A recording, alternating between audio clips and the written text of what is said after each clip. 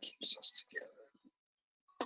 Mahana to me is a bunch of people that have the journey of their life that connect to some of the things that you go through, and you have that connection with them. And they don't even have to be blood to be Ohana. It's our lifestyle. It's who we are. It's what builds us, our character, the way we live, the way we breathe, and we practice it every single day. Our lives are surrounded by that word of Ohana.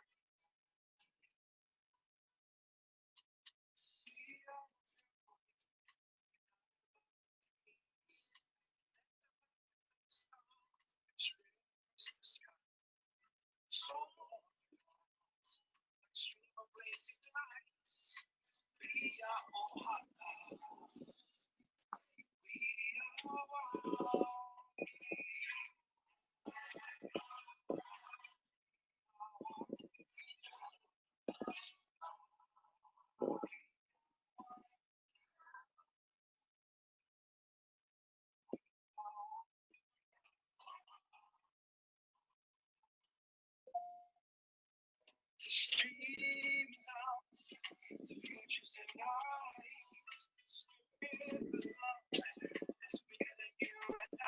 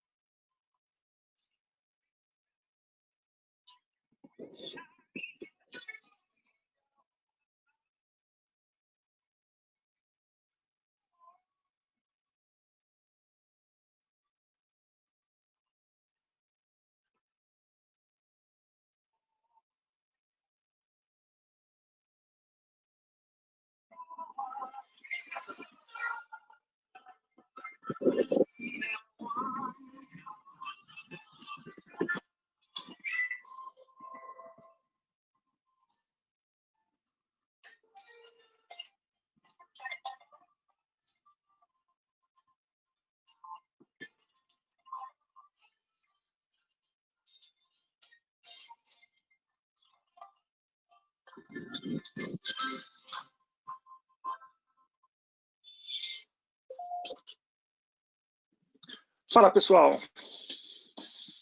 Boa noite a todos. Estamos aqui novamente. Eu e meu amigo Tiago Nascimento. Boa noite, Tiagão. Espero que estejam todos bem aí nas suas casas. Todos na expectativa. Meu amigo Leandro Barion, na área também. Fala aí, pessoal. Fala, Tiagão, Fabrício. Aqui no friozinho de São Paulo. Não parece, mas tá frio, viu, gente? Tiagão sente calor lá, mas tá frio aqui. Então, vamos lá. Hoje a ideia é bem hands-on, né? Como a gente comentou. Tiagão vai mostrar para a gente aqui uma demo de pipeline de CI/CD, bem legal, bem completa, para vocês terem uma noção do tipo de desafio que a gente tem. Lembrando sempre que a gente pode eventualmente falar de funcionalidades não disponíveis ainda, então, portanto, lembre-se sempre desse famoso slide aqui, para quem nunca viu hoje. Tome qualquer decisão de compra baseada em funcionalidades já existentes, tá, gente? Novamente, muito obrigado pela participação de todos.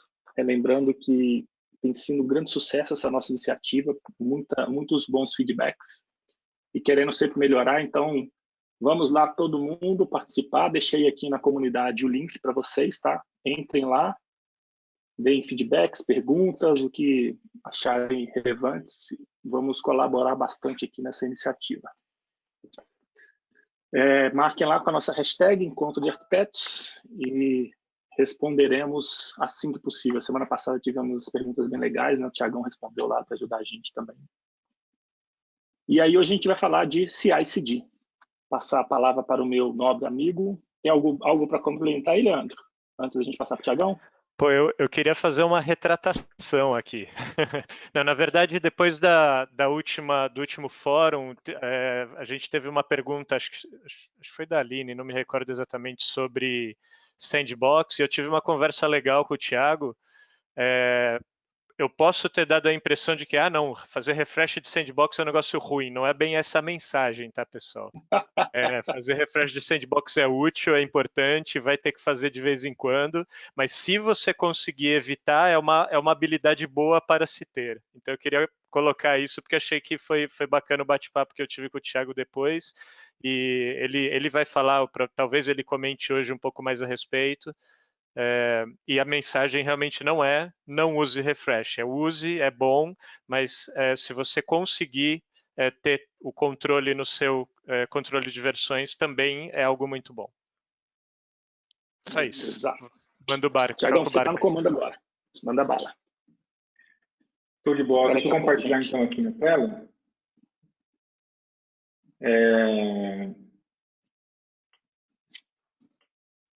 Eu posso me fazer apresentador aqui. Estou me fazendo apresentador aqui.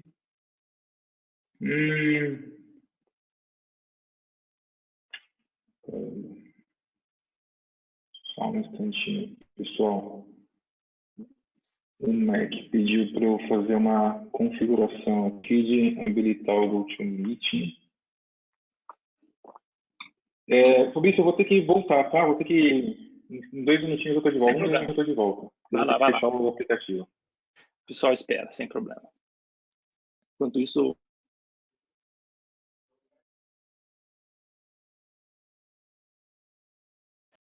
Enquanto isso, a gente canta uma música, canta uma piada.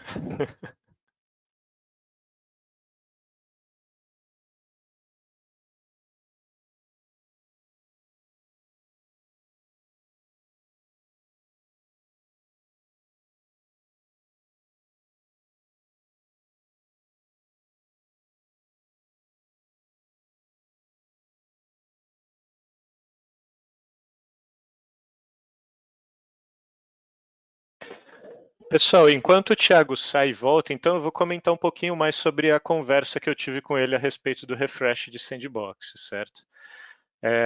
Qual que foi a nossa... O que ele falou? Ele falou, olha, nos clientes que ele participa, os projetos usualmente, depois de um release grande, especialmente, todas as sandboxes de desenvolvimento são feitas atualização. Porque é um processo rápido, é um processo fácil, que não dói e que resolve muita coisa. É claro que para sandbox maiores, como a full, isso tem que ser feito com um pouco mais de cuidado, não dá para ser feito o tempo todo, mas é um processo, né, garantido, seguro e que às vezes é muito menos complexo até do que você subir um código lá de uma versão nova. Então, foi basicamente esse o contexto. Retornando aí o comando então para o Thiago, que já deve estar a postos. Está aí, Thiago? Estou sim. Vocês estão me escutando, né? Beleza, estamos sim.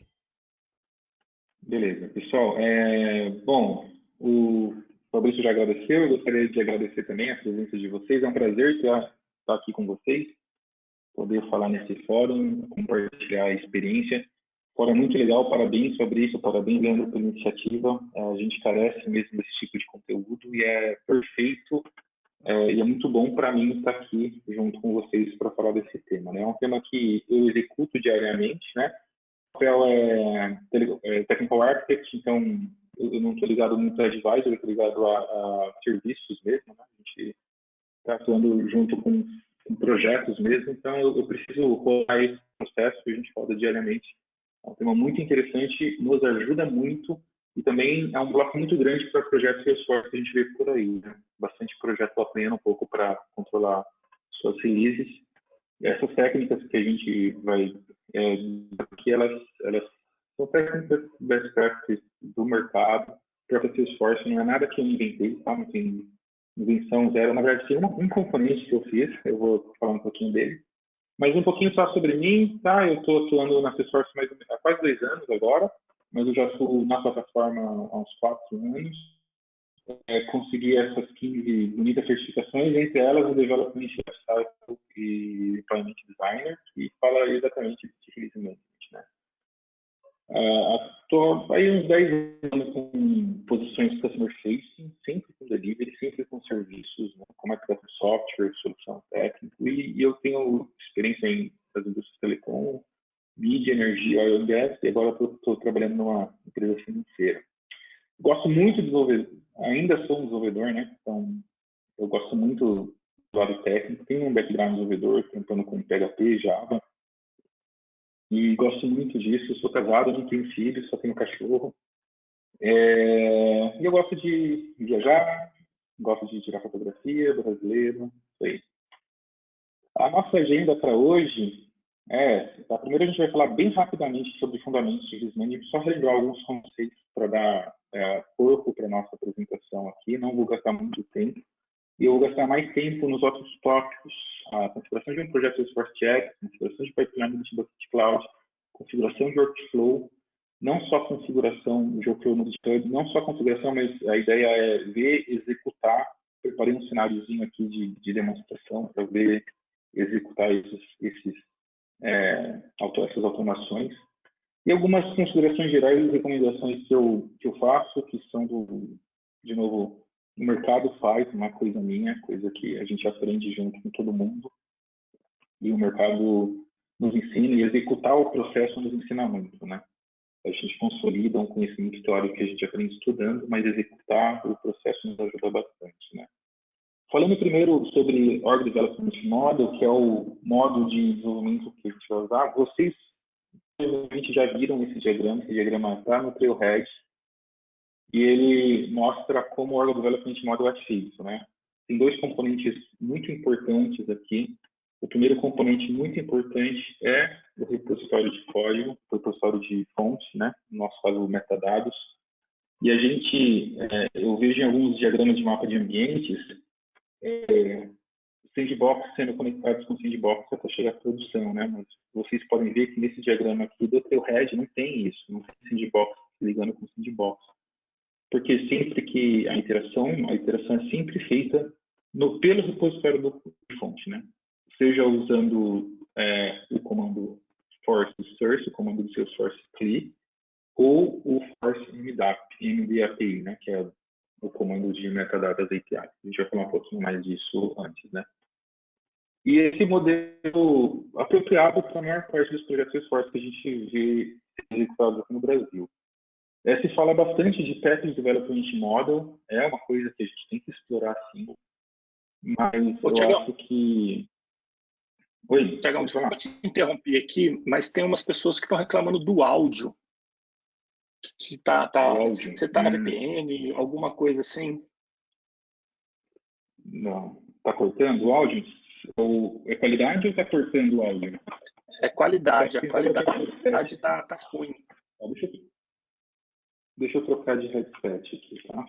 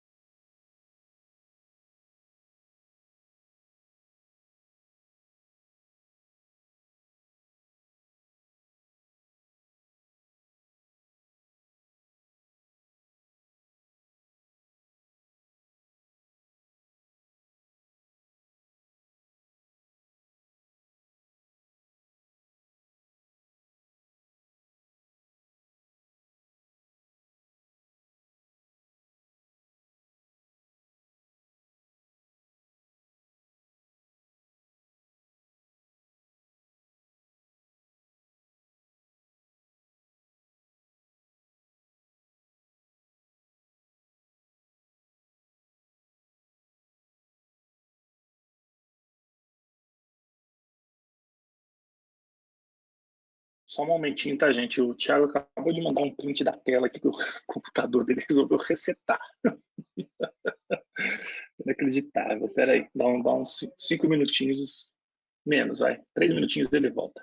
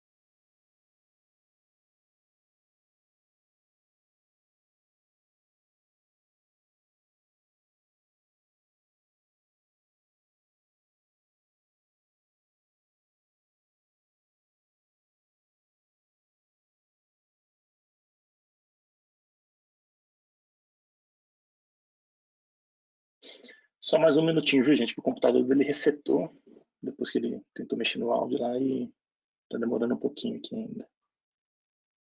Tenham paciência, por favor.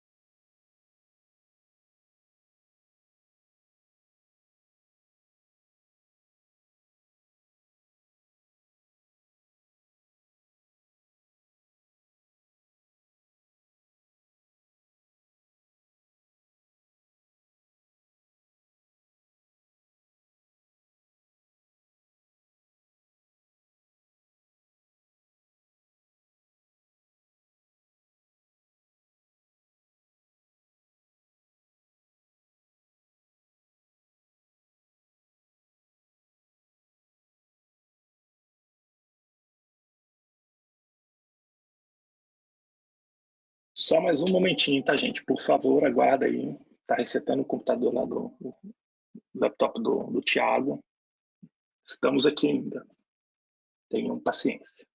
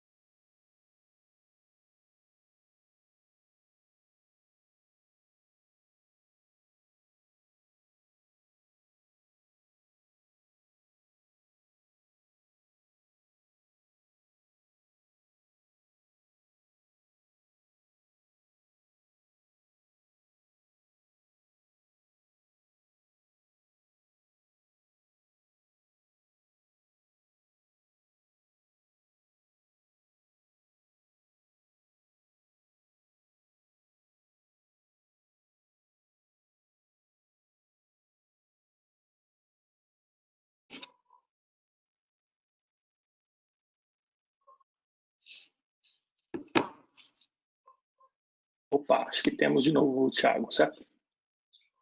Tá melhor. Estamos te ouvindo. Tudo que podia dar errado dá, né?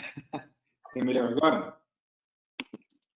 Melhor agora. E inacreditável que, coincidentemente, eu acabo de receber um mandatory patching aqui para resetar meu laptop. Olha que fase, hein?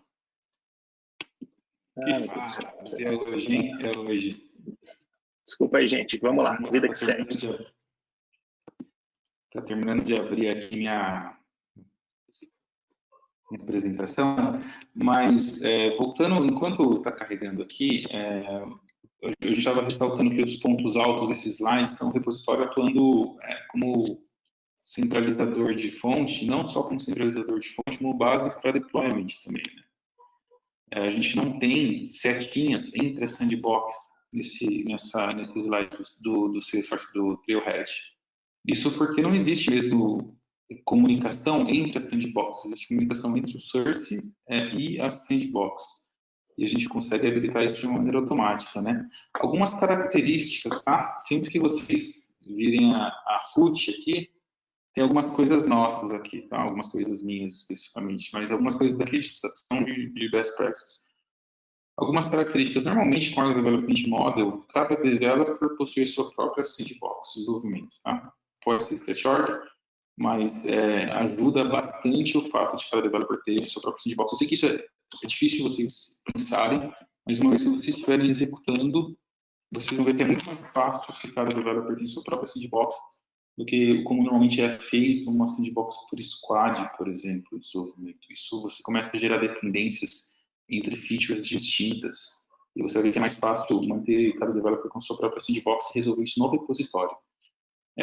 A gente tem outras características, como, por exemplo, o uso do Salesforce CLI para fazer deploy, né, fazer download e deploy de metadados, sistema de controle de versão, né, um repositório de código. Aqui é um ponto interessante, tá? A Production Org, ela continua sendo o Source of Truth com o Org Development Model.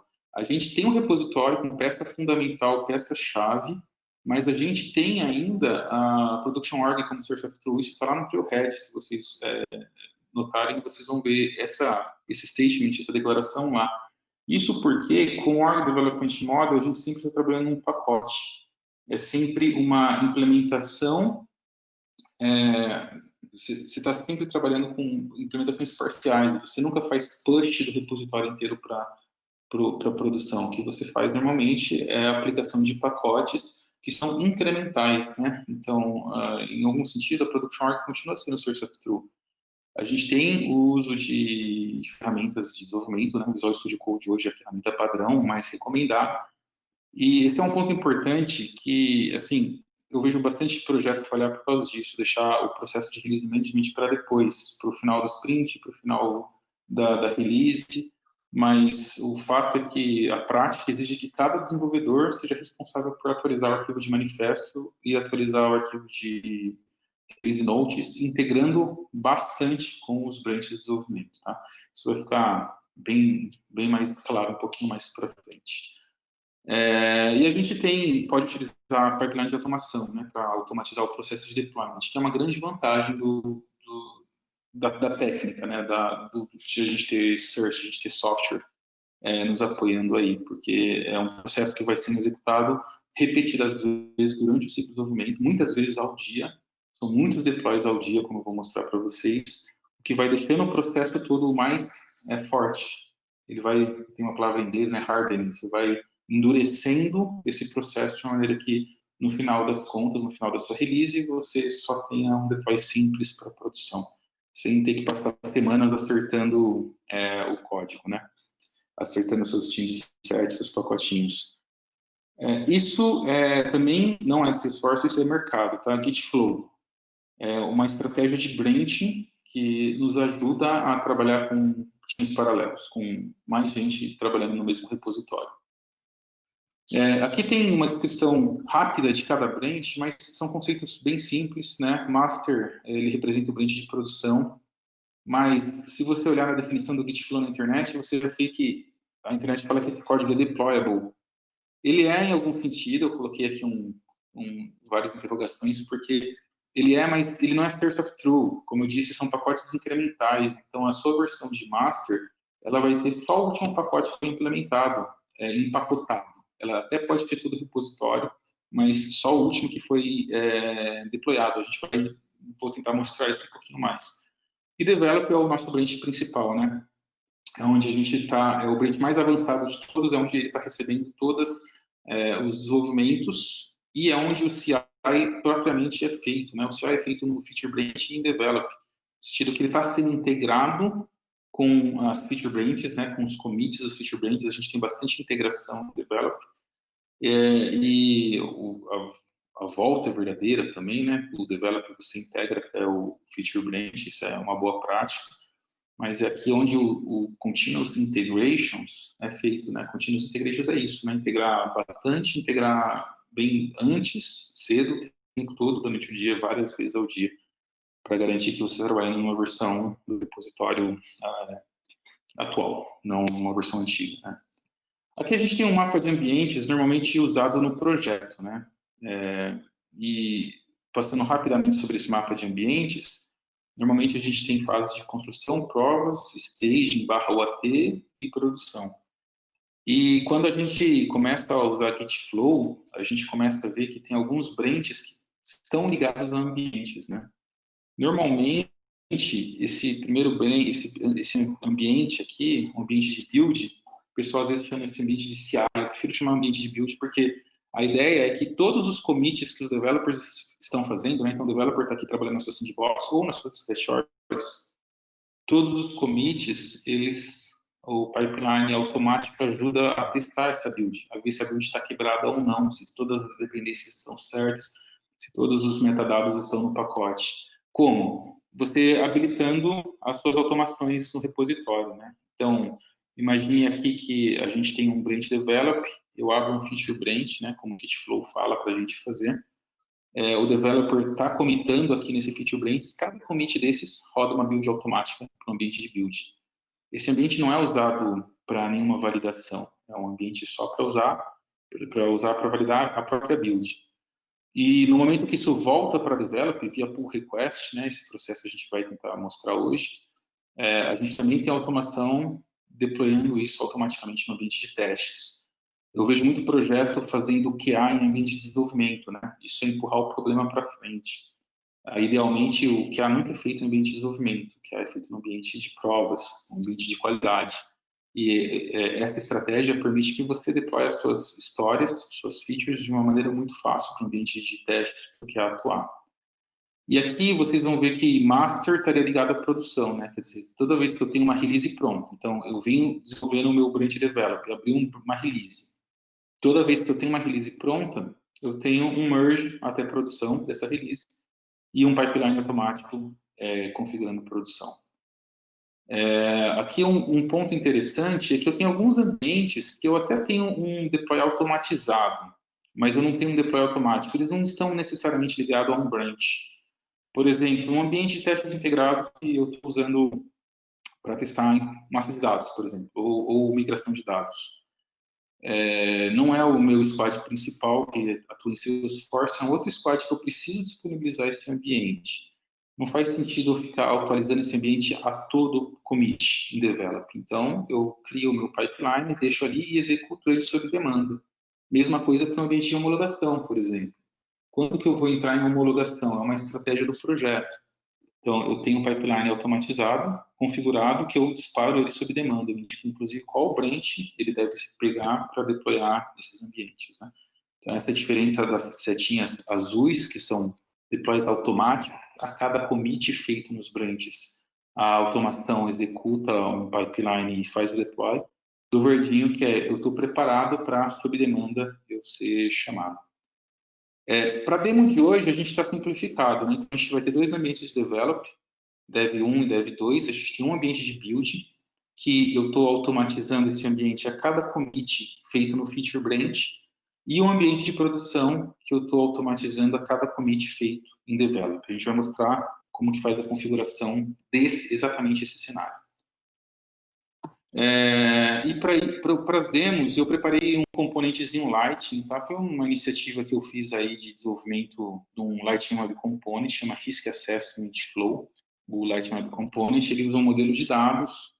A ideia é que é um componente Lightning que captura as respostas de um formulário de perguntas dinâmico e gera um caso no final, tá? Eu mostro para vocês, mas é só o componente que eu estou usando para exemplificar as demos. Todas essas sandbox que eu tenho aqui, na verdade, são developer editions, tá? Então, eu fui lá, abri 4 developer editions em ambiente de desenvolvimento limpos e só fiz o deploy desse pacotinho aqui, tá? Então, vamos lá para o que interessa. A gente vai falar um pouquinho aqui da estrutura de um projeto Salesforce GX. A gente vai falar de alguns arquivos e alguns comandos importantes, né? Inclusive, a gente vai falar um pouco da configuração da Connected App aqui. Eu tenho o meu Visual Studio Code aberto, tá? E, na verdade, vocês vão ver que eu tenho duas telas do Visual Studio aberto. Ele está ligado com o repositório no Bitbucket e ele está ligado com o repositório do GitHub.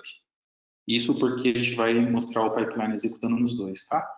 E aqui eu queria chamar a atenção para vocês para alguns arquivos, tá? Quando você executa um comando que é um Salesforce Force Project Init lá, Force Source Project Create, você vai criar uma estrutura similar a essa daqui. Então, você vai ter um diretório.salesforce.js que tem um arquivo de configuração aqui, ó. Esse arquivo de configuração, ele define qual que é a sua trailhead, a sua org padrão para você usar os seus plugins. Então, quando você usa algum plugin do Visual Studio Code, que é um plugin gráfico, ele está usando essa sandbox que você está definindo aqui. E como que você cria essa sandbox? Como você se conecta, né, com o comando force web ao plugin. Então, você executa esse comando aqui, Salesforce.js, force web ao plugin, e isso você vai disparar um fluxo de auth para conectar numa sandbox. Eu já tenho aqui force org list, algumas orgs já conectadas no meu cliente. Mas a ideia é que vocês se conectem nas Developer Sandbox e nos outros ambientes que vocês precisam manipular via comando, tá? Aqui são bastante, então está demorando um pouquinho para executar, mas está aqui. As que a gente vai manipular são essas daqui, ó, demo build, demo dev1, demo dev2 e demo prod. E quando eu altero esse cara aqui e falo para ele usar o demo dev1, qualquer plugin que eu usar, ele vai rodar contra essa org, que eu já autentiquei, apontando para o meu ambiente do Trailhead, para o meu ambiente da meu sandbox de developer. A gente também tem esse arquivo Project Scratch Def. Esse arquivo, ele define qual que é o formato da sua Scratch org. Esse projeto aqui, ele foi originalmente feito para ser um Package Development Model. Então, eu defini a Scratch org, a gente cria a Scratch org com base nesse arquivo. A Scratch org é criada com essas características aqui. A gente não vai usar a Scratch org hoje, tá? Mesmo porque com o Org Development Model, o uso de Scratch orgs é possível, é bom em alguns cenários, mas tem alguns outros desafios. O maior desafio para usar os Scratch orgs que eu vejo hoje é a instalação de pacotes. Quando você tem, por exemplo, um pacote igual eu estou trabalhando num projeto do Financial Service Cloud, para você instalar o pacote do Financial Service Cloud na Scratch org, depois que você cria ela, vai demorar às vezes uns 40 minutos para você instalar. Você roda o comandinho lá, package install, o comando que você roda, deve estar aqui, package install aqui, definindo o ID do pacote e qual que é a sandbox ou o Scratch org que você está apontando, né, com esse parâmetro "-u", mas demora uns 40 minutos. E aí outros componentes também são usados. Então, quando você vê bastante pipeline usando Scratch org, normalmente são para projetos muito simples ou muito pontuais que não têm dependências, porque um pipeline é automático. Para criar uma Scratch org e usar no processo, ia demorar muito tempo, ia demorar 40, 50 minutos, às vezes, para ser instalado esse pacote, tá? Então, é por isso que eu falo que existe, sim, bastante uso para Scratch org, mas quando você tem um ambiente de desenvolvimento, Org Development Model com Developer Sandbox, tá bom. Tá vindo duas coisas muito legais Scratch orgs aí. A primeira é Snapshots, que chama. Snapshots é um programa que está em piloto. Os dois estão em piloto, na verdade. E ele permite você criar uma Scratch org, configurar a Scratch org e criar um snapshot a partir dela. Aí você pode criar outras Scratch orgs olhando para o snapshot. Vai resolver esse problema de instalação de pacotes. Muito legal. E um outro que está em piloto, que está vindo também, é a Org Shape, Production Shape. Você conseguiria gerar uma Scratch org da mesma maneira que a sua org de produção está. Bem interessante. A gente não tem isso ainda em GA, né? Não está disponível para todo mundo, mas é para ficar de olho para aumentar o uso dos Scratch orgs. Mas, por enquanto, para o Development Model, vamos usar Sandbox Desenvolvimento.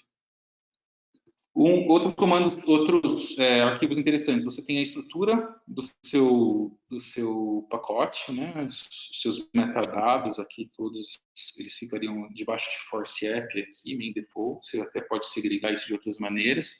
Mas a gente tem um arquivo de manifesto aqui, o package.xml. Esse arquivo define o pacote. Esse arquivo eu listo os metadados que o meu pacote está trabalhando.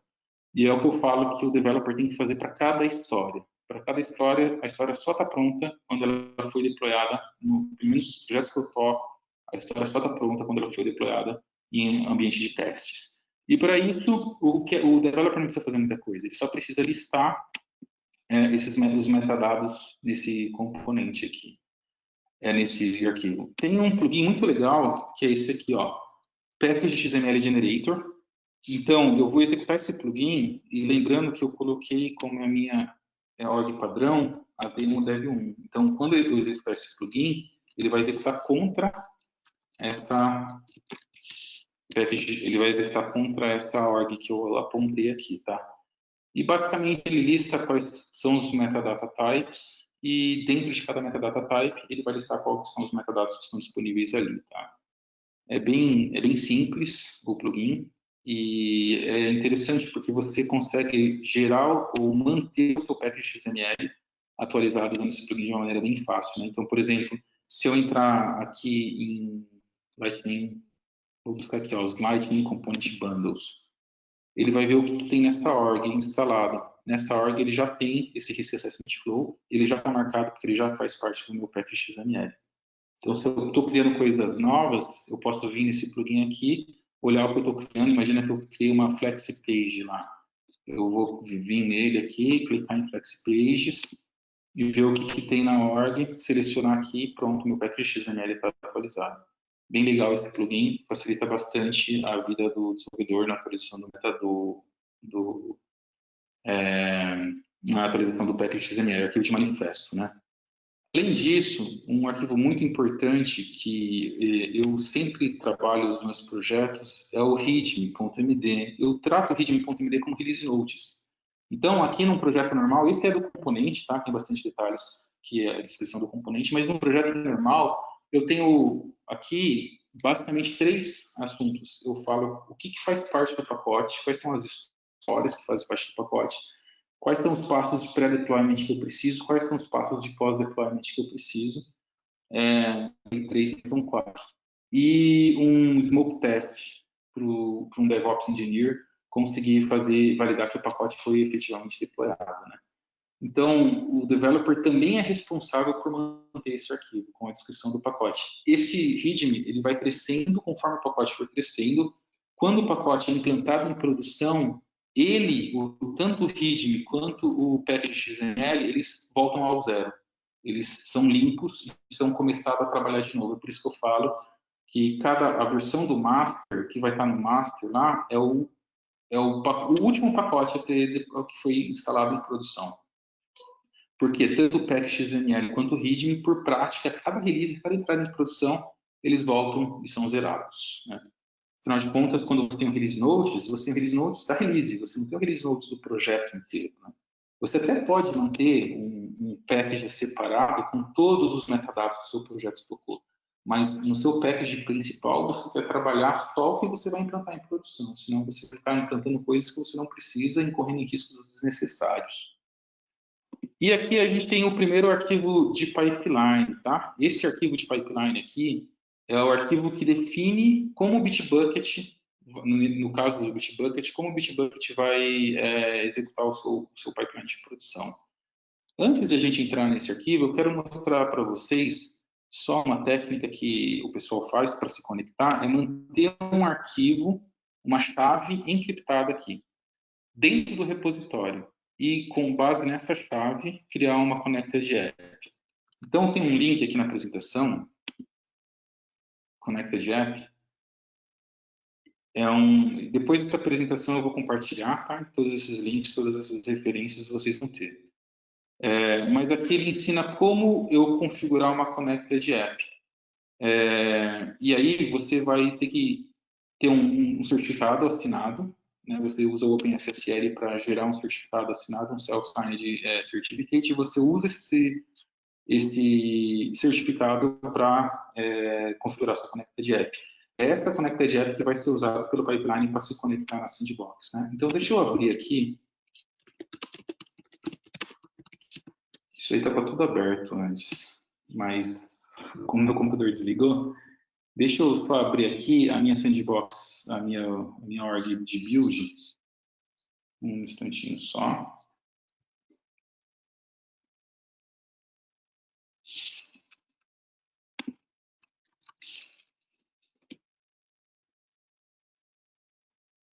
Estou autenticando aqui com o meu celular, pronto.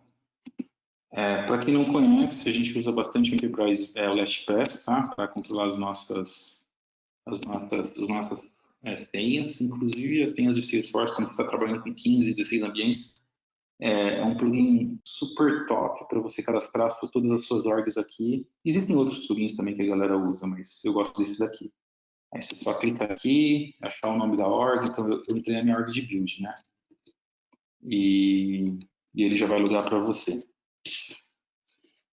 Essa org, a única coisa que eu fiz nessa org foi instalar o pacote, antes da demo, né? Instalar o pacote e configurar o MyDomain, tá? Aí se você vier nossa, essa tradução para o português é excelente, né? Chama gerente de aplicativos, acho. Gerente de aplicativo. É o App Manager. Se você vier aqui, vocês vão ver a Connected App configurada.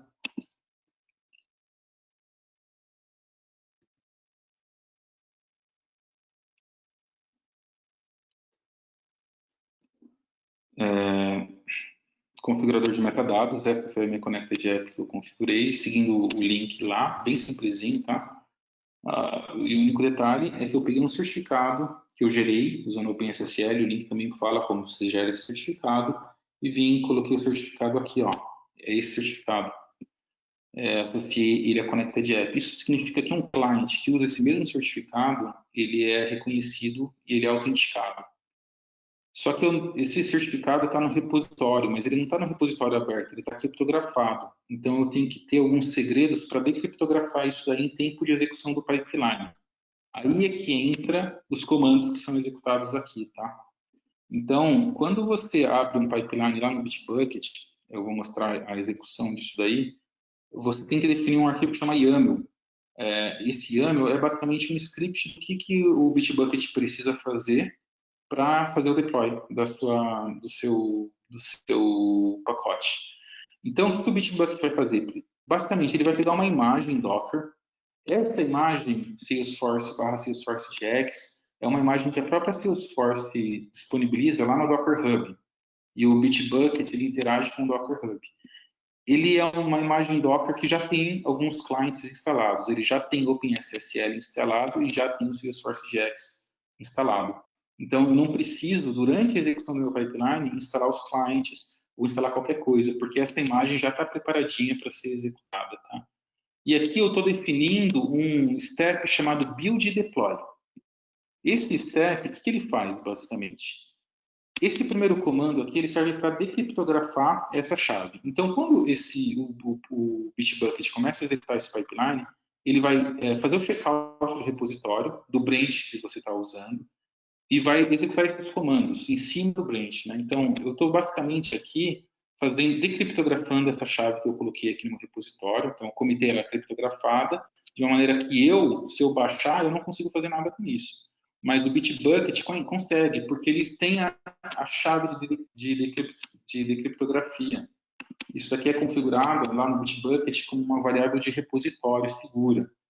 Então, o Bitbucket sabe se conectar, ele sabe decriptografar o certificado, mas um developer não sabe.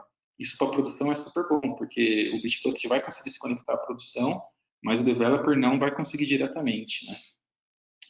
Né? Decriptografado o certificado, ele inicia um fluxo de autenticação usando o JWT, né? JSON Web Token. E aqui ele passa como parâmetro qual que é a chave decriptografada. Tá? Então, decriptografia a chave, passa como parâmetro o client ID, que é o consumer key da Connected App, o nome do usuário e o certificado. O certificado serve aqui como credencial. Vocês podem ver que esse comando não passa nenhuma senha. Não tem nenhuma senha de usuário sendo enviado aqui, porque a chave, o certificado serve como credencial para estabelecer uma sessão nessa situação. E aí eu faço duas coisas muito simples com o SalesforceJX. Primeiro é converter, olhando para um arquivo de metadados. Então, esse comando vai converter o meu repositório que está em formato de código para formato de metadados. ele vai converter só o que está definido no arquivo de metadados, que nesse caso aqui é o package.xml padrão. E vai, por fim, fazer o deploy. Tá? Aí, o que eu tenho aqui, isso daqui, lembrando, é a configuração de um step, build deploy. Agora, eu ligo os meus branches, commits aos meus branches a esse script. Então, esse arquivo YAML que eu preparei aqui, ele está falando o seguinte: quando eu tenho um commit no branch feature barra qualquer coisa, eu vou executar o build deploy no ambiente, no deployment build. Tá? Então, essas variáveis aqui que são listadas no script, elas são resolvidas. Ou são variáveis do repositório, ou são variáveis do ambiente. E o Bitbucket permite você configurar isso bem simplesinho. Eu vou mostrar para vocês. Mesma coisa para develop. Eu quero qualquer commit que foi feito em develop, executar aquele script build deploy no ambiente prod. Então, vamos ver como que isso é lá no Bitbucket.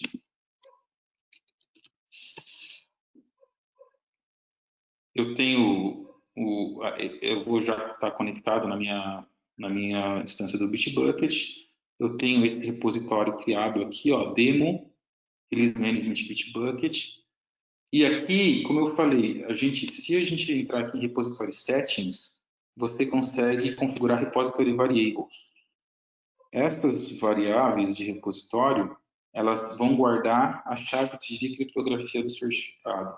E eu usei o mesmo certificado aqui nesse caso, tanto para o ambiente de build quanto para o ambiente de prod. Em um projeto normal, você vai ter um certificado para ambientes não produtivos e um certificado diferente para produção. Eu acho que você quer segregar isso daí, né?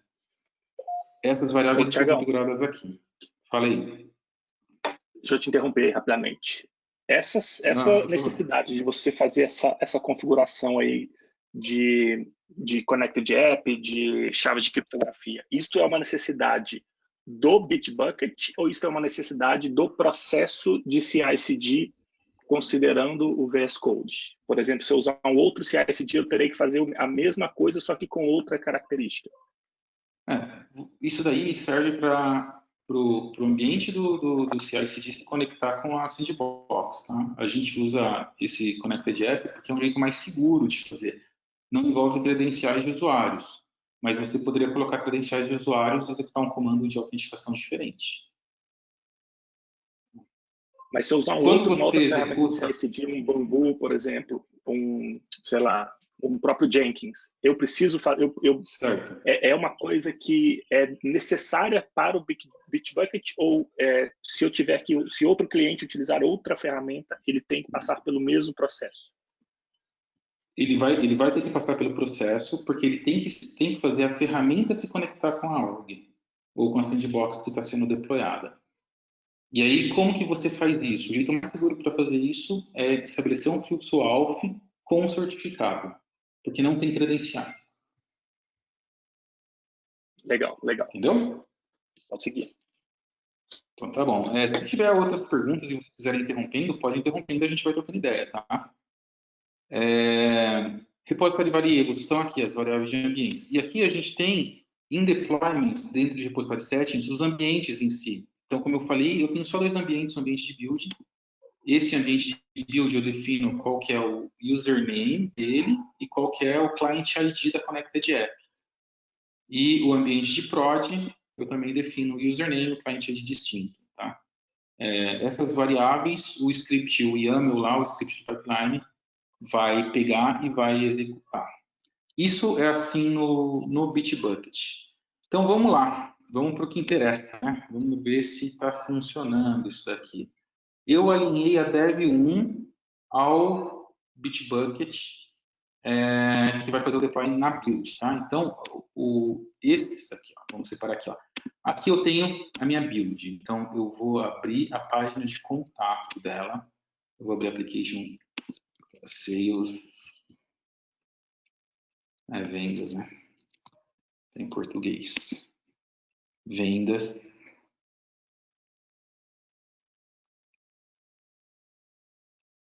Enquanto isso, eu vou abrindo a minha dev1 aqui para fazer o meu desenvolvimento declarativo nesse caso, tá? Vendas, contatos.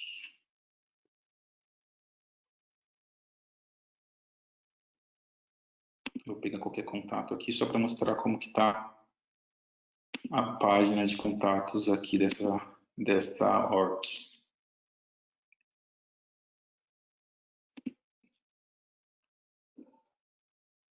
Vocês vão ver que essa página está sem componente que a gente está usando como exemplo, tá? Então vamos ver, imagina que o desenvolvimento é criar o componente, você já criou o componente, mas você quer, caramba, não é essa aqui não. Eu abri a o projeto que eu estou trabalhando, desculpa aí, hein? Org demo dev 1 está aqui. O que eu vou fazer aqui é adicionar esse componente na página de contatos, baixar o metadado e comitar o metadado, tá? E a gente vai ver o processo rodando pelo Bitbucket, configurando a build 1 com o desenvolvimento que eu fiz aqui na dev 1. Se a internet ajudar, não vai demorar muito tempo. Vocês têm que entender que eu acho que essa é a primeira demonstração de Salesforce que está acontecendo direto de Morungaba, tá? A internet aqui não é aquelas coisas, né? Mas vamos lá. Só antes, eu só preciso... Bom, eu acho que eu sei o nome decor do componente. Só preciso pegar um... Para configurar esse componente, eu vou precisar pegar um nome aqui de um objeto. Fiz que Assessment Definitions. Aí, vamos pegar o chamado de triagem aqui. Isso aqui é só para configurar o componente, tá? Então, eu vou configurar, imagina lá que o meu requisito é colocar esse componente. Esse é o ambiente de build, tá? Tá aqui no ttdemo build e eu tenho o Endyang no ttdemo dev 1. Eu vou aqui configurar a Lightning Page desse cara para colocar o componente que a gente já criou.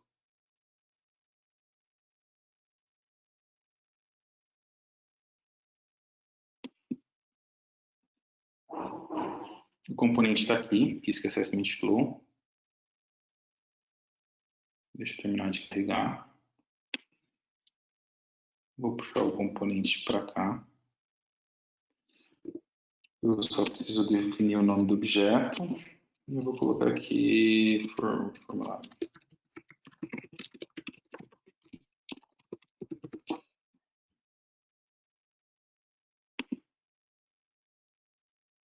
Salvar isso daqui.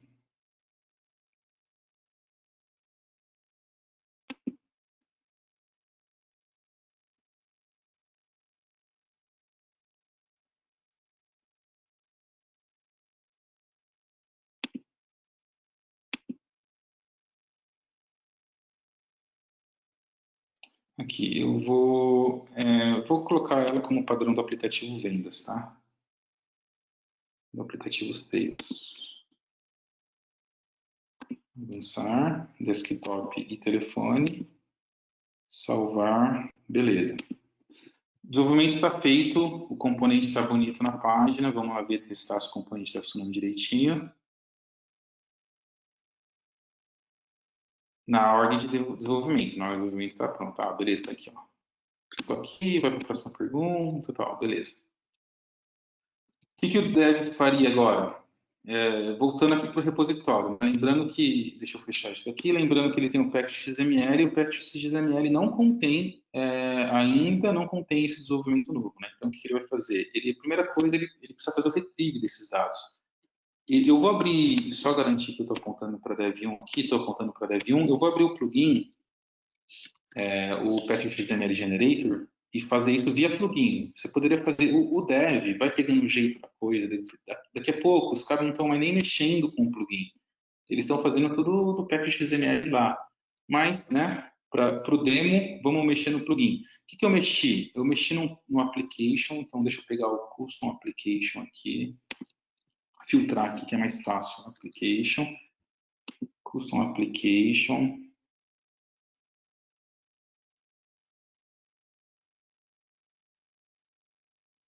Aí o plugin está buscando quais são os custom applications, é o Lightning Sale que eu peguei.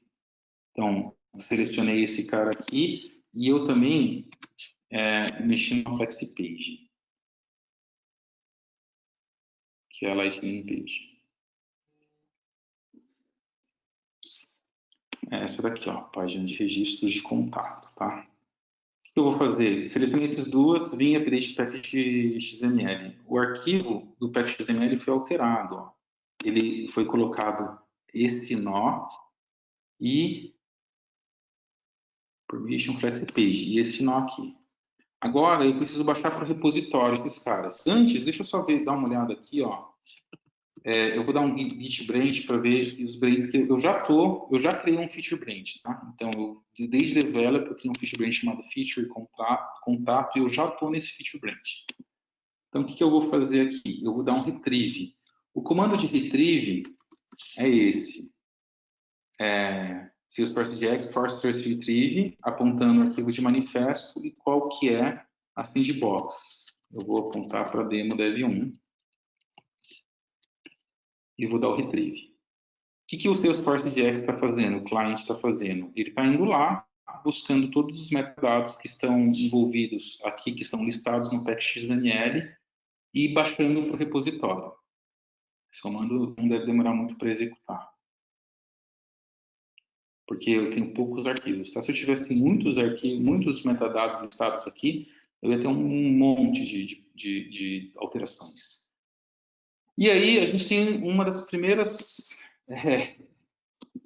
detalhes, vamos dizer assim, de trabalhar com Salesforce. Vocês vão ver que o Git está apontando para mim diversas diferenças, tá? Por quê? Eu baixei novas versões de todos esses metadados. Mas se vocês olharem as diferenças, vocês vão ver que essas diferenças não são nada. Eu estou apagando linha aqui. Nesse caso, não. Esse é um arquivo novo, certo? Esse arquivo não estava no meu repositório.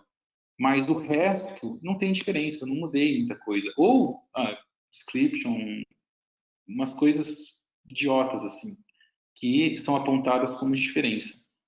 Eu vou ignorar todas essas coisas, a gente não vai mexer com nada disso. Ó, por exemplo, no permission set que eu tenho aqui, o last question estava para baixo, agora ele voltou invertido. O Git está me apontando como diferença, mas eu não tenho diferenças. De qualquer forma, isso é um bom exercício para você ver o que efetivamente foi alterado, tá? Todas essas alterações aqui, ó, eu vou ignorar. Então, eu vou clicar em todas elas com o git lens e vou dar um discard changes aqui, ó. Eu quero voltar à versão anterior delas, tá? Porque eu não mexi nelas, eu não vou comitar elas no repositório. E essa classe aqui também, e a minha classe de testes, eu também não quero elas, eu vou dar um discard changes. O que eu efetivamente mexi foi no app, para dar a ativação da FlexiPage, a própria FlexiPage e o meu package XML. Eu vou comitar essas coisas. Eu poderia comitar tanto aqui, entrar uma linha, ou eu vou comitar por linha de comando, que é git add ponto, git commit -m, adicionando o componente na FlexiPage de contato. Comitei no meu repositório local, o que eu preciso fazer? Mandar isso para o repositório remoto, git push. É aqui que, tomara, o pipeline vai executar. Vamos ver se está executando lá. Eu vou vir aqui, ó, no meu Bitbucket, na aba Pipelines. Eu tenho o meu pipeline em progress aqui. Vamos ver se está se comportando direitinho.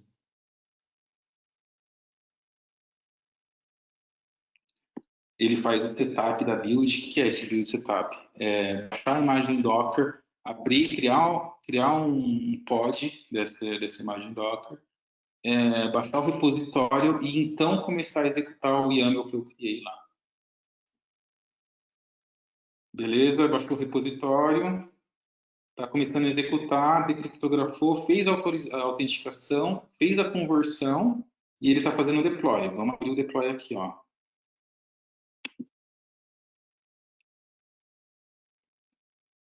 Estou executando o deploy.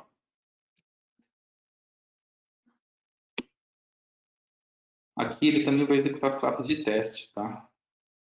Beleza, minha build foi feita com sucesso. Uma coisa muito legal do GitHub é que aí você pode vir aqui em Deployments e ver aqui os ambientes. Ó. Então, eu tenho um ambiente de build, ele foi atualizado 1 minuto atrás pelo meu commit. Está aqui o meu commit, adicionando componentes na FlexiPage, tal. E aqui ele tem um histórico de quais foram os pipelines que já executaram. Vamos ver se isso está refletido no ambiente de build.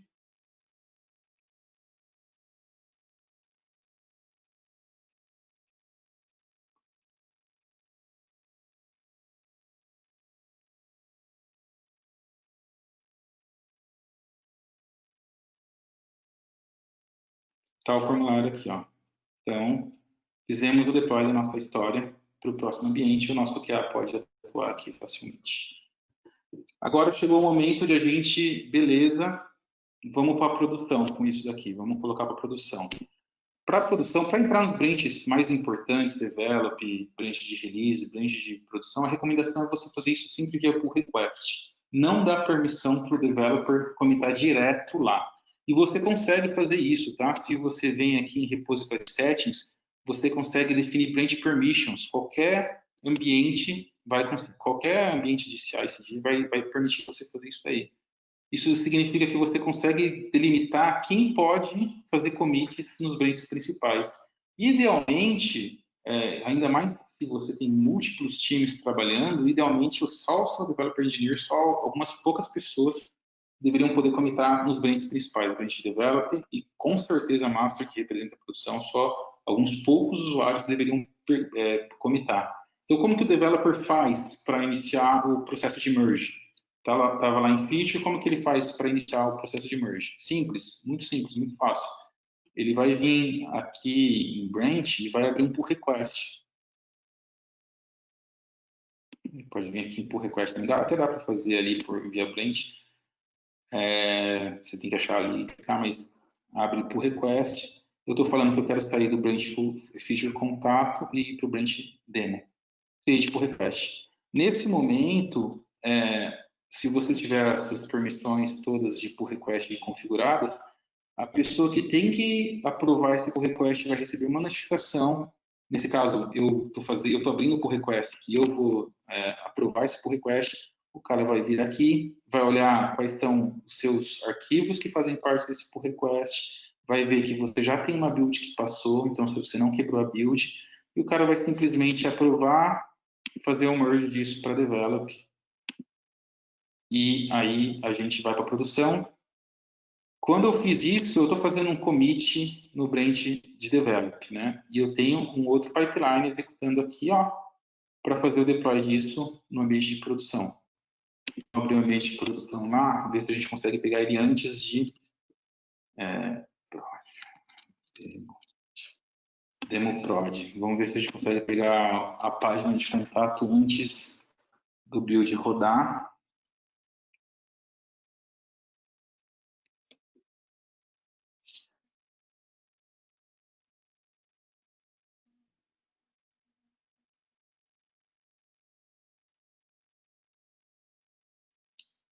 Talvez não, talvez esse build já rodou, então provavelmente quando a gente abrir a página de contato de produção, ele já vai ter instalado vendas, vai ter instalado o componente lá.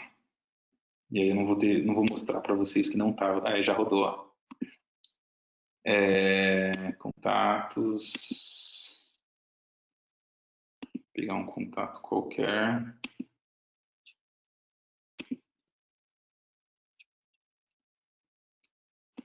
Andy Young. Está aqui. Formulário de triagem, o componente está instalado. Foi configurado sem nenhuma intervenção manual. O Bitbucket fez isso por nós. Tanto esses repositórios, tá, de demo, quanto as instruções para configurar isso daí, eu estou compartilhando na minha apresentação lá, depois eu compartilho com todo mundo. Beleza? Vamos lá, então. A gente passou por todos esses caras. Vamos falar um pouquinho dos comandos. Eu já passei também por esse slide, já passei pelo plugin aqui. Já falei disso aqui também. Variáveis de ambiente, ambientes, as variáveis do ambiente, com configuração, e foi o exercício aqui que a gente acabou de executar. Vamos falar um pouquinho sobre GitHub. Isso, então, a gente fez um pipeline reduzido, é lógico, mas usando o Bitbucket. Uma coisa legal do Bitbucket, tá? Uma coisa legal do Bitbucket que tem no Bitbucket, mas não tem no GitHub, é você executar o pipeline em interface gráfica. Então, basicamente, o que você está falando aqui? Você está falando qual que é o branch que eu quero. Vou pegar o branch develop e vou executar o pipeline de feature.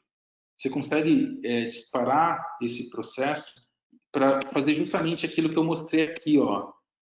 Essas setinhas verdes, lembra? Quando a gente tem um ambiente que ele não está necessariamente ligado a um ciclo de um branch, ao ciclo de vida de um branch. Então, você consegue facilmente lá no Bitbucket fazer o deploy desses caras, você só precisa preparar o YAMLzinho e a estrutura para fazer o deploy desses caras automaticamente usando essa interface aqui, ó, Run Pipeline, bem simplesinha.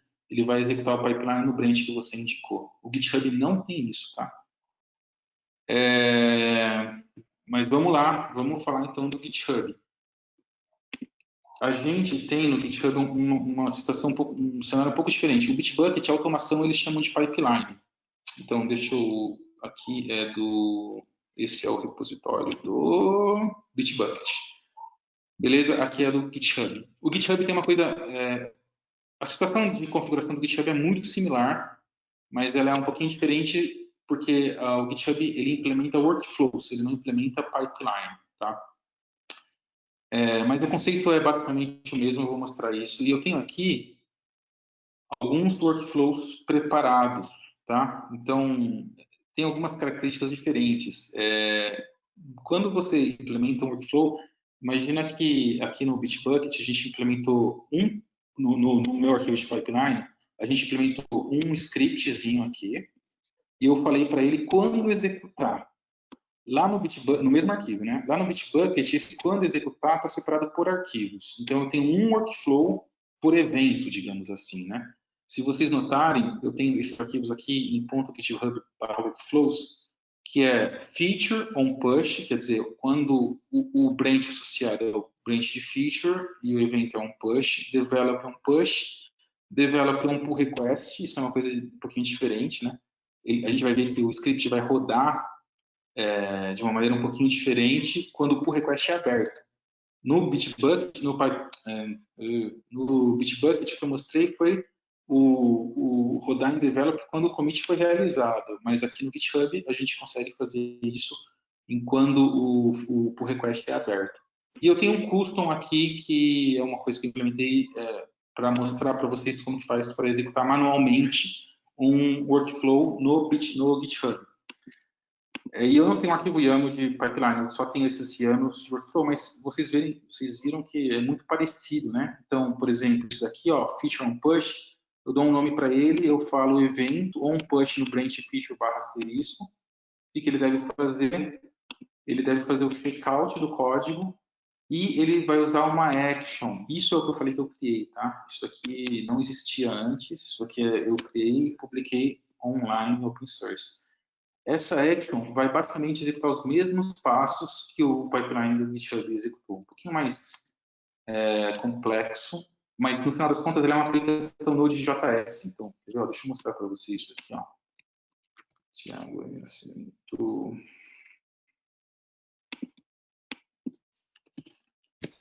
Esse repositório, os dois repositórios, tanto da action quanto do demo estão disponíveis, tá? Essa action basicamente imagina um conjunto de comandos que são executados em Node.js, como eu comentei. Né? Então, se a gente olhar aqui em index, eu tenho o script Node.js que é executado. Isso daqui eu precisei implementar, isso daqui não existia antes, tá? Mas ele faz basicamente a mesma coisa, ele executa uma série de comandos. Nesse caso, eu preciso instalar o cliente Salesforce.js, porque nesse runner, como o GitHub chama, né, não existe o cliente instalado.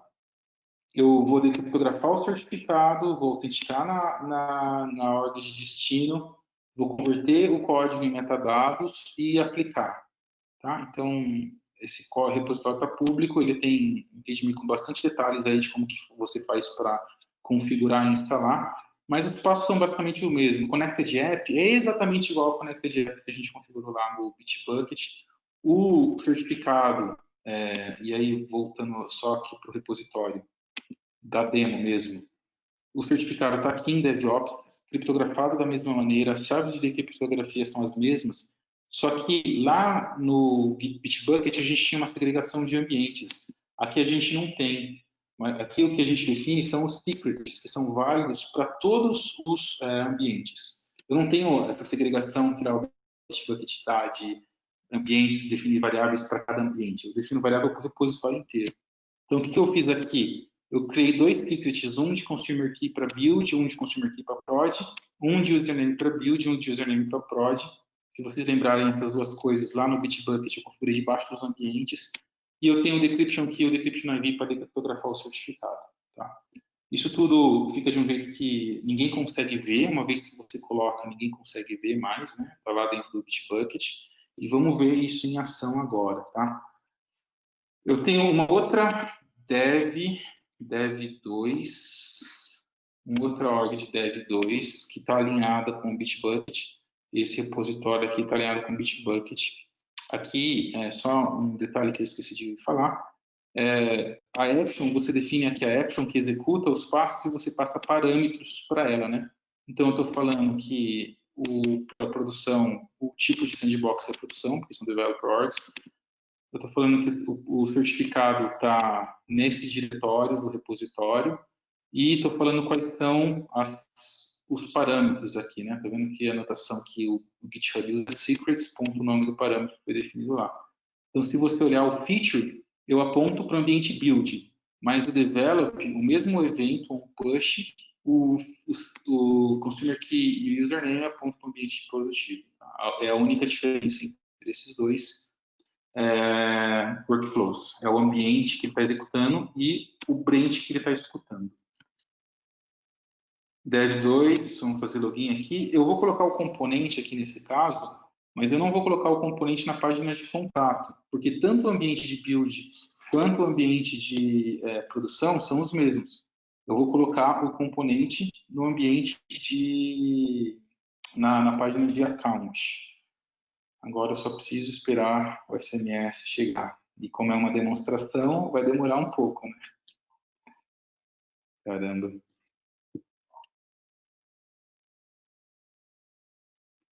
Tiagão, só para aproveitar esse tempinho aí. Tá, fala aí. O intervalo que você falou para colocar alguns comentários aqui, tá? A questão da autenticação e do auth aí está gerando bastante polêmica, tem gente com bastante dúvida, mas eu acho legal deixar claro que isso é uma coisa que parece ser trabalhosa, a pessoa vai ter um desafio aí no começo, mas ela vai fazer isso uma vez na vida e nunca mais vai ter esse tipo de problema, né? Então, é o famoso caro que sai barato. É mais difícil do que parece, tá? Não, é mais fácil do que parece, desculpa. Não é tão difícil assim, não. E até reforçando a mensagem, o Denis Braga me mandou uma mensagem aqui, abraço para o Denis, falando justamente que para quem estava acostumado com esse conceito lá no Metadata API, no AntiScript, a gente podia passar o usuário e senha lá no nosso AntiScript, então era uma coisa mais straightforward, né?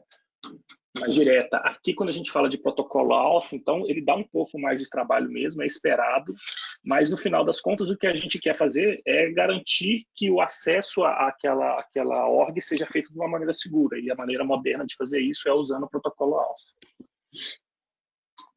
Isso aí. Você pode usar credenciais, você não precisa da Connected de app, é só um jeito melhor de fazer, tá? Você pode colocar suas credenciais lá, o seu usuário de senha de produtiva lá no Bitbucket, mas não é uma boa prática, né? Sendo que você tem isso, e é bem simples, tá? Você gera o certificado, cria a Connected App, criptografa o certificado e coloca no repositório. Parece difícil, mas hoje para configurar um novo ambiente, eu que já executei esse processo, eu faço isso provavelmente em 20 minutos, toda essa configuração. Não é tão complicado assim, não. Talvez você vai gastar um dia para fazer a configuração disso, 2 dias, uma semana, mas você pode ter certeza que isso vai se pagar e você vai aprender a fazer uma coisa super legal.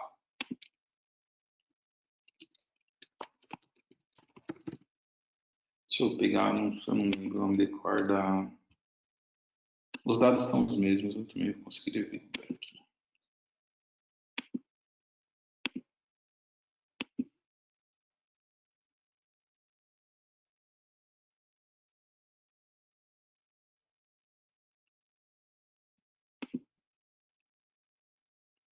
Na hora de triagem, isso aqui é só para configurar o componente, tá? Voltando aqui para a página. Vou colocar o nome aqui. Triagem de paciente. Não save. Ativar. Vou de novo fazer que esta vai ser a página padrão do aplicativo. Sales. Avançar. Desktop. Telefone. Salvar. Beleza. Vamos ver. Eu tenho dev 2. Vamos ver se ele está com o componente rodando em contato. Desculpa, na página de account. Componentes aqui. Beleza, está funcionando bala. Agora, o que a gente tem que fazer? Tem que baixar esse componente para o repositório e comitar ele, tá? Está em dev 2 aqui.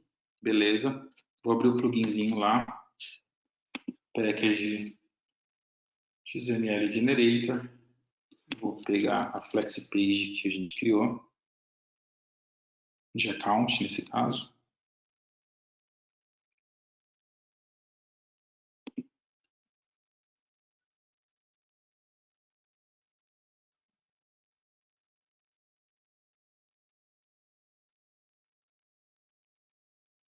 Conta a página de registro.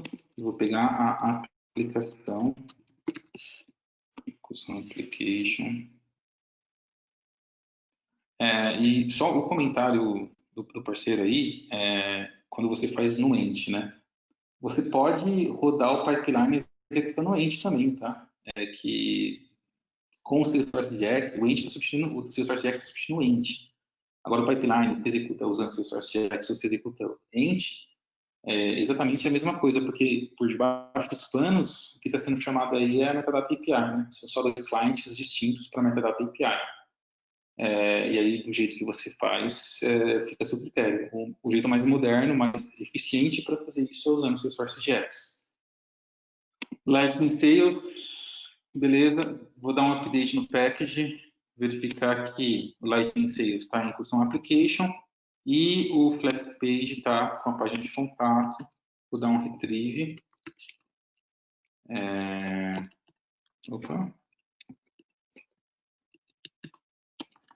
Aqui é o demo dev 2.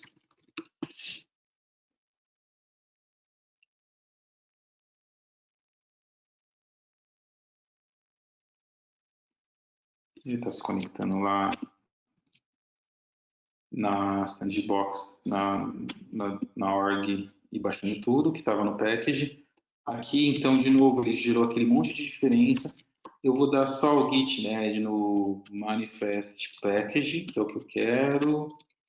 Force app main default flexipages, essa que eu quero.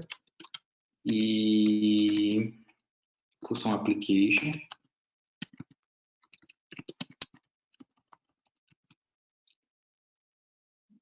Applications standard. Só vou dar o comment aqui.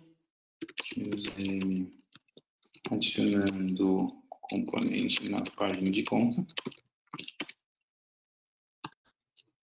Git push. Mandando para o Bitbucket. Vamos ver a action rodar lá no Bitbucket. No GitHub. Então, tanto o GitHub quanto o Bitbucket, os dois estão executando debaixo da mesma org de build, tá? Então, os dois estão usando a mesma connected app, se conectando na mesma org de build, fazendo o deploy lá. Vamos ver aqui. Então, o ambiente de build aqui agora, que é esse, quando a gente abre contas, eu quero ver o componente conectado. Minhas contas. A gente consegue pegar sem o componente. porque o pipeline está executando, aqui o workflow está executando, então ó, o componente não está aqui, tá? Na página de build. O workflow está executando aqui, vocês podem ver que a interface é diferente, mas o processo é muito parecido. Então, fiz o checkout do código, pronto, executou. Vamos lá. Se tudo der certo, agora o componente vai aparecer aqui.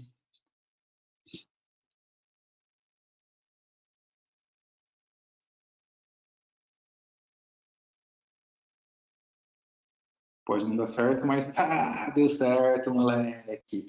Estamos aqui com o componente instalado, configurado automaticamente pelo workflow do GitHub. Tiagão, segura a tela aí um pouquinho, porque o seu áudio está vindo antes da tela. Aí, quando você fala alguma coisa, você já fez o Alt Tab e já parou de mostrar do que você estava falando. Entendi. Então tá bom. O componente está aqui, ó. Desculpa aí, vou navegar entre as telas um pouquinho mais lento, tá? Agora já deu para ver, já. Pode seguir. Beleza. O processo para entrar em prod aqui seria parecido, né? Ou para entrar no próximo ambiente via pull request. A interface é diferente, mas o conceito é exatamente o mesmo. Eu venho aqui no ambiente, eu tenho um branch que está aberto, que é o branch account. E ó, ele está falando aqui, ó, compare e pull request. Eu vou fazer isso daqui. Ele está falando que esse branch account vai entrar em master. Não, eu não quero que entre em master, eu quero que entre em develop. É possível para ser alterado. Vou criar o pull request. Esse é o trabalho que o developer faria. Ele criaria o pull request. Enquanto um cara de CI/CD, ele viria aqui, revisaria esse pull request, né? Ele consegue verificar aqui esse pull request. Lembra que eu falei que eu configurei um pipeline para quando o pull request estiver aberto para ele validar? A diferença desse workflow para o outro, deixa eu mostrar aqui, ó. O workflow de developer eu tenho dois. Um é no onPush e um é no onPull request. Isso é uma diferencinha do Bitbucket para o GitHub que eu implementei. A diferença é que quando eu fizer o pull request, eu vou setar esse check only aqui na action como true. Isso significa que eu não vou fazer o deploy, eu vou só testar o deploy. Vou mandar exatamente como se estivesse fazendo deploy, mas com a flag "-c". Isso é uma validação a mais, né? Que não vai acontecer nada de ruim quando você fazer o merge. Ele executou aqui, ó, os dois checks que estão aqui foram executados com sucesso. Então, eu tenho a build executando com sucesso no onPush, quando eu fiz o push lá no Git, ou no onPull request. Eu posso fazer o merge. Quando eu fizer o merge, confirmar o merge aqui, eu vou fazer o deploy em develop. Vamos ver se isso vai, de novo, executar. Então, ó, eu tenho minha action aqui, ó. No workflow, eu já executei onPush no develop, onPush no feature, onPull request no develop. Né? O onPush do develop está executando aqui, ó, deploy to prod. Ele está aqui, build deploy. E aí a ideia é que esse ambiente de prod vai ser também atualizado. Vamos lá para contas, pegar a conta como a página da conta como está antes do deploy e ver o deploy sendo feito automaticamente. Ó, não tem, o componente está aqui. Vamos dar um refresh na página porque eu sei que está verdinho aqui, ó, o GitHub, então já executou o workflow. O componente apareceu aqui, o deploy foi feito automaticamente. A partir do momento que o seu projeto tem isso configurado, todos os commits que os developers fazem em Feature Branch, a gente testa a build, executa a build, tenta fazer o deploy dela. Todo pull request a gente faz o deploy da build. Então, o processo de release management ele não fica para o final, ele é feito diariamente. E isso que é CI, é Continuous Integration, é você integrar o seu código continuamente, frequentemente e cedo. Vamos lá, de demo, eu até tenho um outro cenário, mas não vai dar para a gente passar esse outro cenário, que é o cenário de conflito, tá? Eu preparei aqui, talvez a gente possa ver em algum outro momento. Mas algumas considerações gerais, só para reforçar aqui, tá? A gente tem mais 8 minutos. Algumas considerações gerais. A gente precisa se preocupar com a release, tá? Toda a release, como eu mostrei para vocês, você trabalha em feature branches, faz o merge develop frequentemente, fica fazendo merge de develop para o feature branch. Você tem que prestar atenção um pouco na data de corte da release, porque o branch de release ele só é aberto quando você já tem algumas features que fazem sentido você levar à produção. Então, desse momento em diante, você abre um branch de release e começa a isolar e estabilizar esse branch para a produção. Nele só entra bug fix, não entra mais novos desenvolvimentos nos branches de release. Ele só entra você só deve fazer bug fix em branch de release. Prestar atenção no seu arquivo de manifesto e no seu arquivo de release notes. Isso é um trabalho que o developer faz, mas tem que ter alguém olhando para isso, tá? Tem que ter alguém olhando para ver se está consistente, se os deploys estão funcionando com sucesso, se build está quebrado. Então, eu até falo que quando a gente tem mais de um squad trabalhando dentro do mesmo projeto, dentro da mesma sandbox, dentro da mesma org produtiva, a gente é muito importante o papel de um cara que vai olhar isso tudo, que vai olhar o release management. Não precisa ser um cara dedicado 100% para isso, né? Pode ser um arquiteto que ele vai cuidar desses ambientes, tá? A gente já falou um pouquinho de builds automáticas versus builds automatizadas. Automáticas é quando ele responde a um commit. Automatizada é quando eu quero, por exemplo, entrar com uma release em um AT. Isso daí é feito com um pouco mais de critério e é feito manualmente, basicamente. Só que isso não significa que você precisa executar os comandos à mão. O Bitbucket e o GitHub permitem que você faça isso de uma maneira configure todo o seu script de deploy e só execute o script de deploy. Né? Isso vai garantir qualidade no seu processo. Tem uma discussão interessante sobre por que converter o código em metadados. Tá? O Trailhead de X ele fala para a gente converter. Tem até aqui a referência, tá? Você vai ver lá que ele fala para você converter. Mas, na verdade, o fato é que parece que não precisa. Eu vi um chamado há pouco tempo atrás para Salesforce tentar esclarecer isso daí, porque você conseguiria fazer o deploy direto sem a conversão, quer dizer, um passo a menos no seu script de pipeline, no seu workflow. Isso vai fazer com que os seus deploys sejam um pouquinho mais rápido. Não muito mais rápido também, vai economizar, sei lá, 10 segundos, mas são 10 segundos economizados. Mesmo porque, aparentemente, o que esse comando faz, force source deploy, ele converte em metadados e faz o deploy em metadados. Por quê? Porque é a API de metadados. A API de metadados, ela só aceita metadados. Mas com qualquer um dos dois, por padrão, eu uso MDAD, Data API.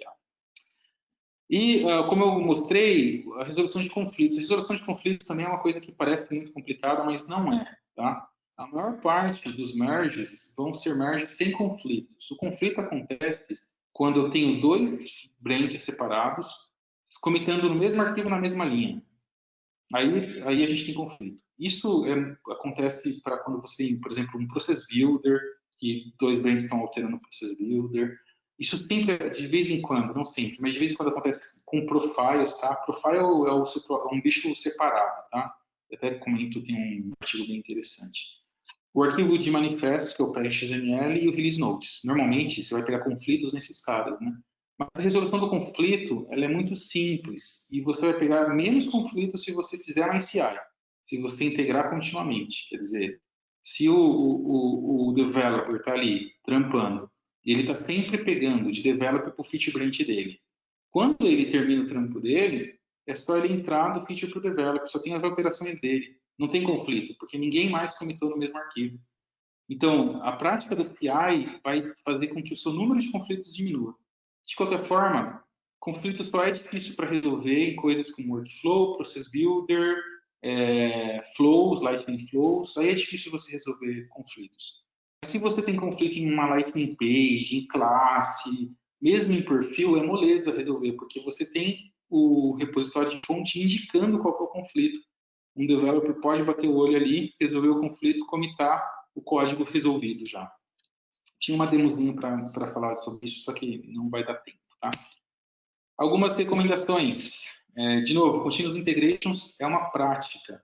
O software ajuda, mas é uma prática.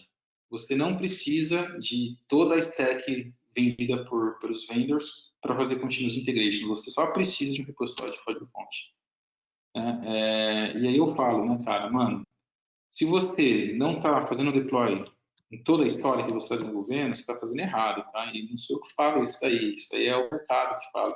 Você está levando o seu problema para depois, sendo que você pode habilitar usando algumas ferramentas de maneira muito simples, um processo que vai sendo executado múltiplas vezes durante o dia e vai ficando cada vez mais forte, né? É um processo que vai ganhando corpo. Isso faz com que você lance o seu software em produção sem ter aquelas dores de cabeça homéricas que a gente vê acontecendo. Isso aqui, né, uma verdade absoluta. Você não deveria nunca validar user stories em desenvolvimento. Você valida user stories em um ambiente já deployado, já instalado pela sua solução de CI/CD. É melhor que cada desenvolvedor tenha seu próprio sandbox. Eu falo isso por experiência própria. A gente já rodou com 2, 3 developers compartilhando uma sandbox. Isso dá mais trabalho do que ajuda, tá? Isso, a partir do momento que você tem essa prática de fazer CI, você vai ver que cada um tem seu próprio sandbox, é muito mais produtivo. Você não tem um se esbarrando no outro. E você tem o Git cuidando do CI, da integração. E o desenvolvedor ele deve sempre não só esperar fazer todo o seu trabalho e entregar a develop, mas sempre deve fazer margem de develop. O que ele está entrando em develop, ele traz para o seu feature branch. Tá?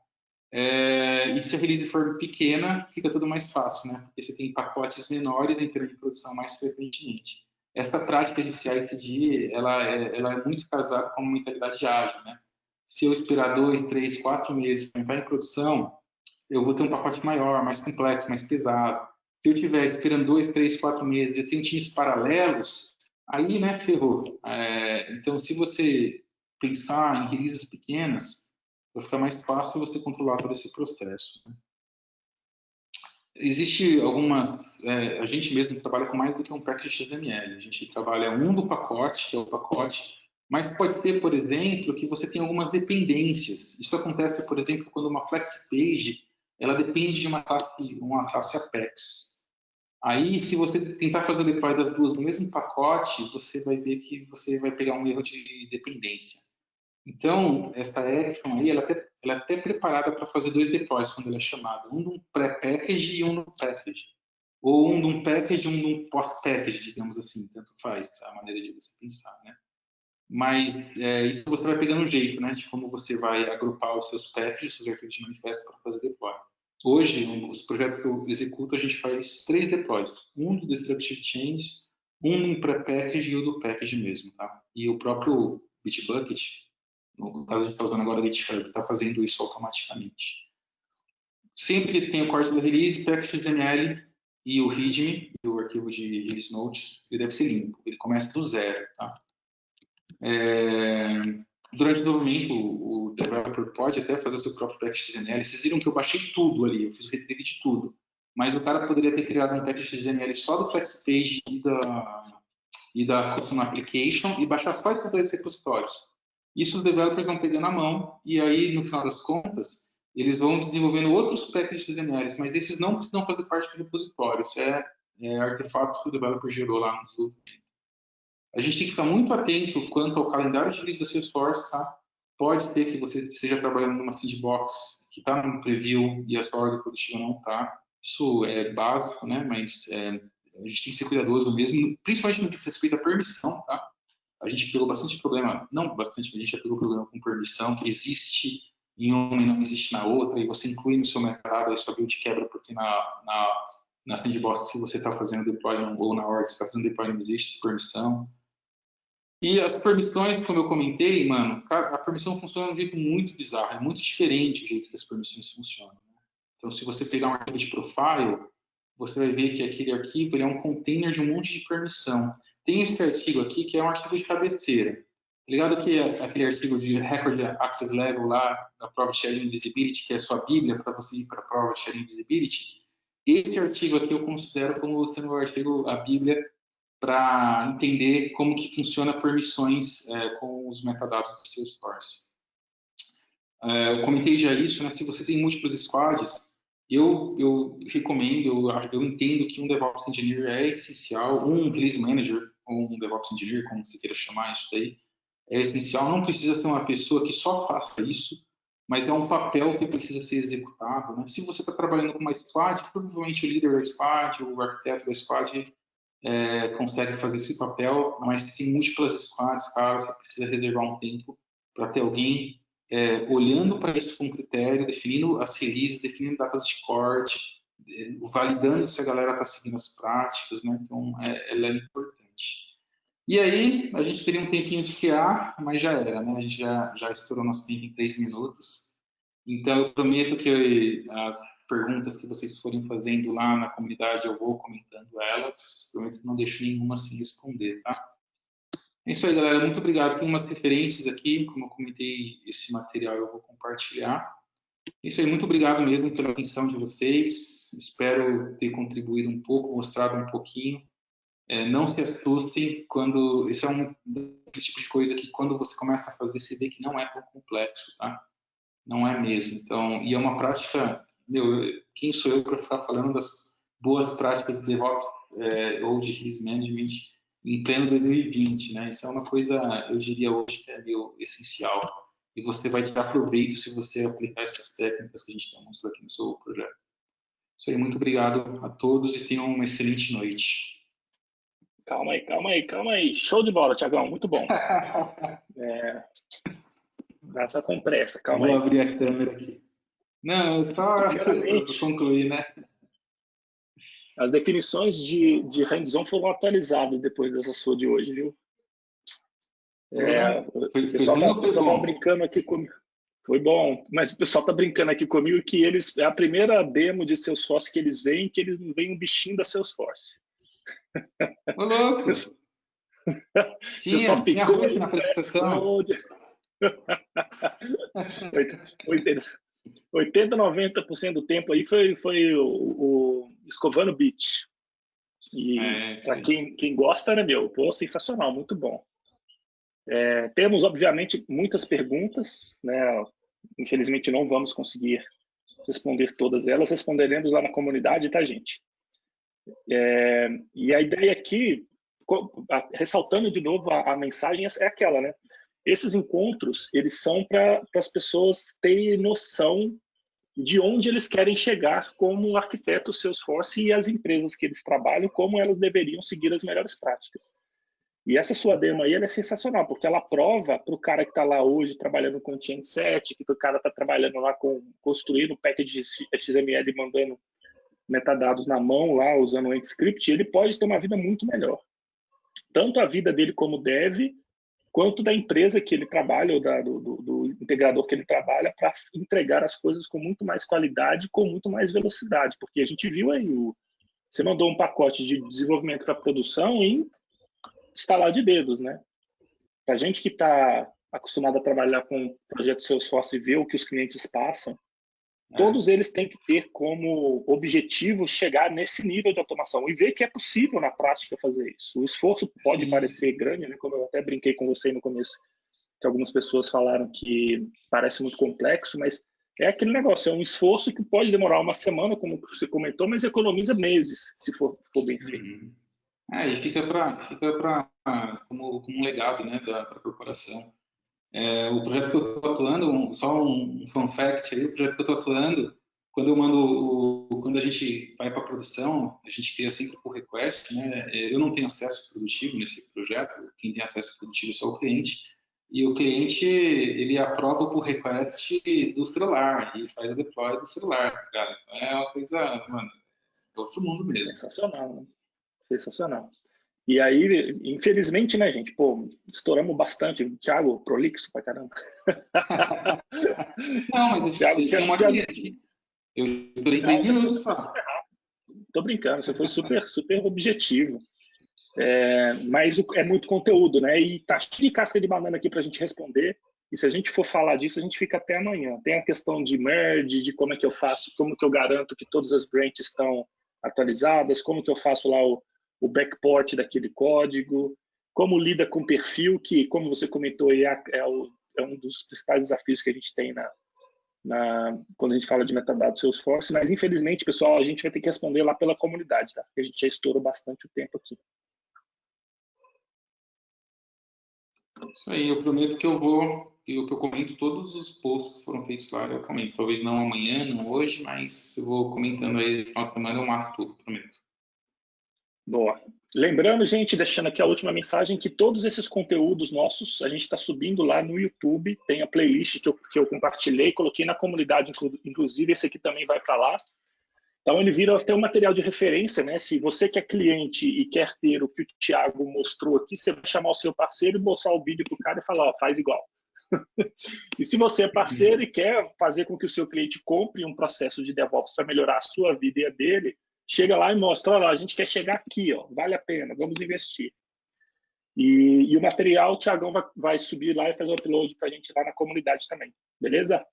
Agradeço a participação de todos aí. Thiagão, show de bola, brigadão pela participação. Seguimos juntos aí nos próximos. Fiquem bem, fiquem em casa. Aquele abraço, gente. Isso aí, gente. Abraço. Tchau, tchau.